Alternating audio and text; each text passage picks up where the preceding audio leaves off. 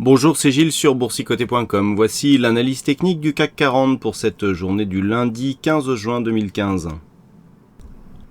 Avec une séance aujourd'hui qui tendrait à valider une poursuite du mouvement baissier, puisqu'après une ouverture sur un gap, on a vu un gap baissier ici à l'ouverture, eh bien on est revenu combler ce gap, on a validé ici la zone de support, qu'il fallait surveiller, la zone de support des 4864 points, eh bien cette zone est restée résistance, on réintègre le trend, donc je vais y revenir dans cette analyse, pour finalement clôturer en baisse à 4815,36. On perd 1,75% sur cette séance avec presque 86 points perdus par rapport au cours de clôture de vendredi. Donc on poursuit le mouvement baissier. On avait émis l'hypothèse ici d'une trajectoire qui irait dans le sens ici d'une phase de baisse comme ça. Rebond ici avec point haut dans la zone 50-61,8, non pardon, le 50 est ici, donc la zone 50-61,8, on remonte ici, et je vous avais dit, le fait d'avoir la moyenne mobile 20 exponentielle, si on redescendait, eh bien ça pouvait impulser un mouvement baissier, donc on confirmerait sur un contact ici de cette zone de point bas, et donc sur un dépassement, on validerait la poursuite du mouvement baissier. Donc ça, c'était une hypothèse. Pour l'instant, c'est dans ce sens qu'irait donc le CAC, et donc on pourrait poursuivre ici le mouvement. Bon, tout n'est pas encore fait, on n'a pas encore validé le dépassement du précédent point bas significatif, on n'a pas une conviction très forte ici sur cette bougie, on va le voir sur le reste de cette analyse. Donc certes, nous sommes dans la voie ici d'une poursuite du mouvement baissier, mais tout n'est pas encore fait. Du point de vue des indicateurs, on est ici sur une poursuite du mouvement baissier sur le RSI. Le stochastique qui était parti sur un signal haussier est en train d'invalider ce signal. On voit ici l'indicateur qui se rapproche fortement de sa ligne de signal, ce qui irait dans le sens d'une invalidation. Le MACD lui aussi valide, mais par contre un peu plus fort. Alors, j'en veux pour preuve ici ce retournement. Alors le MACD, il est assez intéressant, même si on ne prend que ces histogrammes, comme sur ce graphe, puisque on peut... là c'est bien parce qu'on a le cas. Tiens, voilà, petite leçon sur le MACD aujourd'hui. On a une alternance ici de mouvements haussier, baissier, haussier, baissier. D'accord? Les retournements ici, les retournements à la hausse se font dans la partie basse, les retournements à la baisse se font sur la partie hausse, etc. C'était un petit peu le cas que l'on avait ici et ici. On reviendra sur cette zone antérieure qui fait un peu office d'exception en fait, qui confirme la généralité.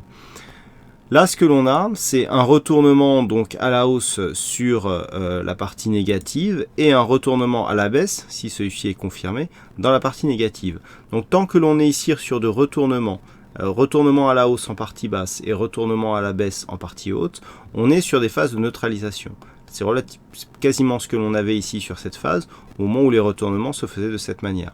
Par contre, lorsque l'on a des retournements à la baisse qui se font dans la partie basse, c'est que l'on est dans une tendance baissière.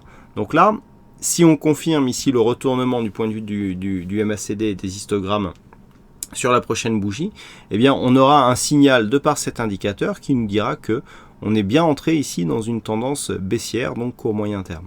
Alors le cas particulier, c'était celui-ci, puisqu'on continuait à monter et on venait marquer des retournements ici sur la zone basse, avec notamment des retournements à la baisse dans la zone basse. Donc je viens de vous dire qu'en fait c'était synonyme d'une phase baissière, mais là on voit bien que la tendance était haussière, mais vu la force ici de cette phase de hausse, eh bien de nombreux indicateurs étaient piégés, dont le MACD. Vous voyez qu'on avait une énorme divergence ici sur le RSI qui a mis du temps à se confirmer. On avait aussi des signaux sur le stochastique qui n'ont pas été confirmés. Le MACD n'a pas échappé à la règle, un indicateur parfait n'existe pas. Et donc on peut le voir, malgré ici des retournements, eh bien on continuait à monter. Donc voilà pour le contre-exemple. En général, en tout cas, et là on a un peu plus d'amplitude ici sur ces histogrammes. Là, on peut valider si le prochain histogramme est rouge, et bien le retournement ici sur cette phase et donc l'inscription du CAC 40 dans un mouvement baissier de par cet indicateur. Donc ça, c'est la situation telle qu'elle est actuellement. Alors, pour l'instant, je dirais sur le scénario principal, on attend ici un retour sur cette zone des 4784. Juste en dessous, on a ici la zone des 4779 qui fait office de support quasiment d'objectif. Sur rupture de ces zones, clairement nous avons une possibilité d'accélération du mouvement baissier, d'autant plus que ici cette zone de résistance, vous voyez cette zone ici où on a ces deux bougies ici, correspond quasiment à la zone de point bas ici que nous avons sur cette bougie. Donc c'est une zone intermédiaire. Si on valide cette zone ici comme zone de résistance, il est clair que ce support ici qui se transforme en résistance, eh bien, pourrait nous donner quelques surprises. Donc on a pas mal de signaux ici qui vont dans le sens d'une poursuite, mais qui demandent confirmation. Pour l'instant, on n'a pas inscrit de nouveaux points bas significatifs suite au contact ici avec la moyenne mobile 20 exponentielle. Donc le setup effectivement est bon. On a ici une belle pression sur la bolle inférieure. Retour sur la moyenne mobile 20 exponentielle. On renforce avec le retracement de Fibonacci puisque la zone 50-61,8 est testée.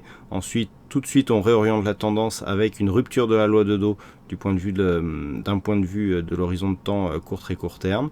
Donc rupture ici et on poursuit aujourd'hui. Deuxième chose, ce trend ici. Donc je vous avais dessiné ce trend, le fait que l'on ait une cassure, que la zone de résistance ici soit validée par 2 fois comme zone de support et que l'on réintègre montre que l'on a une invalidation du mouvement de sortie et par là même de cette résistance puisque du coup elle n'est plus significative. Donc ici on va la supprimer. Je ferai des essais de repositionnement plus tard, vous l'aurez peut-être demain. Et donc là, si on enlève ce trend, eh bien les choses sont beaucoup plus claires. On voit bien ici les contacts sur la bolle inférieure, retour moyenne mobile 20 exponentielle et donc poursuite du mouvement baissier. Donc à surveiller demain dans le cas d'une éventuelle poursuite, la rupture de cette zone ici, 4780-84. Si on assiste à une rupture de cette zone, donc risque d'accélération baissière.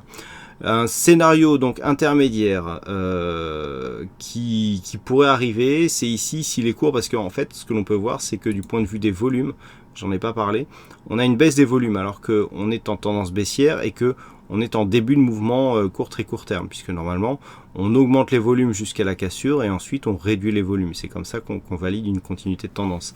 Là on baisse les volumes alors même qu'il n'y a pas eu de cassure.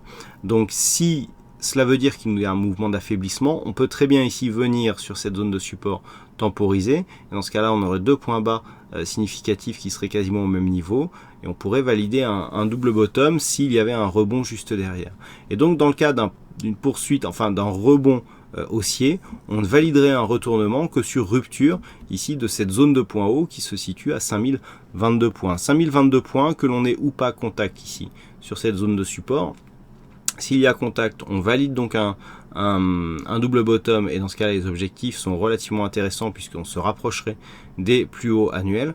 Par contre si on part ici de cette zone, même si nous avons des plus bas quasiment au même endroit, la dynamique sera légèrement moins forte et on aura malgré tout un signal de retournement qui devrait au moins nous ramener ici sur cette zone des 5194 points. Donc les zones à surveiller, je dirais que pour une fois, c'est pas trop ceux de la veille, c'est cette zone de point bas ici, donc c'est 4780-84 points donc pour une éventuelle rupture baissière. Et dans le cas d'un mouvement de hausse, à terme, on vérifiera ici un contact avec les 5010 points et on validera un retournement sur une rupture haussière des 5022 points, donc le plus haut de cette bougie. Entre les deux, nous avons 2 zones qui sont importantes. Donc toujours cette zone des 4864 points qui était support vendredi, qui s'est transformé en résistance aujourd'hui. Donc ça serait bien d'un point de vue de la tendance très court terme de surveiller cette zone, puisqu'une cassure à la hausse serait le premier signal d'une possible reprise haussière. Et puis la zone des 4951 points qui pourrait elle aussi nous donner, bon c'est plus une zone intermédiaire, mais voilà, de toute façon voilà, il faudra bien la franchir dans le cas d'une reprise haussière. Donc à surveiller pour demain, ici 4864, 4000 donc 780, 4864 dans un premier temps, puis si les cours se mettent à remonter, ici la zone des 5010, 5022 points. Voilà donc ce que l'on peut dire sur cette analyse technique du CAC 40. Alors aujourd'hui donc il y avait un fixing, c'est Bono qui gagne sur cette session, donc bravo à toi Bono.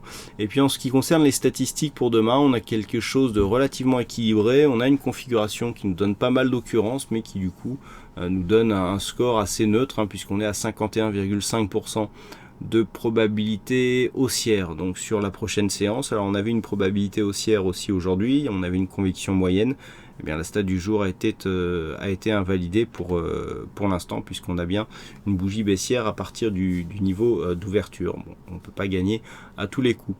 Voilà donc pour cette analyse technique du CAC 40. Je vous souhaite à toutes et à tous une bonne soirée, bonne chance au prochain trade, et on se donne donc rendez-vous dès demain pour d'autres analyses techniques sur le site boursicoté.com. Bonne soirée à tous.